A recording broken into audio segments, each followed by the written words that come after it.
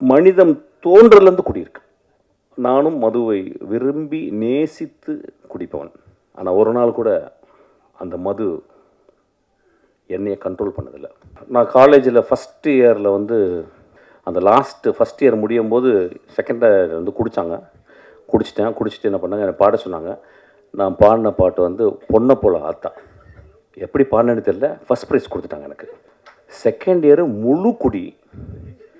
டேய் நீ என்ன பாடல, அப்படியா? அவன் போய் பாடினேன். அந்த பாட்டு அதே பாட்டு தான் பொண்ணை போல ஆத்தா, ஃபஸ்ட் ப்ரைஸு. தேர்ட் இயரும் அதே பாட்டு ஃபுல் குடி, ஃபஸ்ட் ப்ரைஸு.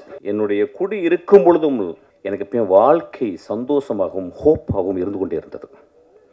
குடி நோயாகுதுன்னு சொல்கிறாங்கல்ல, அந்த நோயாகிறதுக்கு காரணம் என்னன்னு பார்க்கணும். இந்த குடியில் நோயாகும் மனிதர்களை நீங்கள் 99 விழுக்காடு நம்ம வீட்டில் இருந்து ஒரு கிலோமீட்டருக்குள்ள, ஒரு 1/2 கிலோமீட்டருக்குள்ள நம்ம நண்பர்கள் சில பேர் வந்து போகிறதுக்கு காரணம் இந்த சமூகம் கொடுக்கும் அழுத்தம்.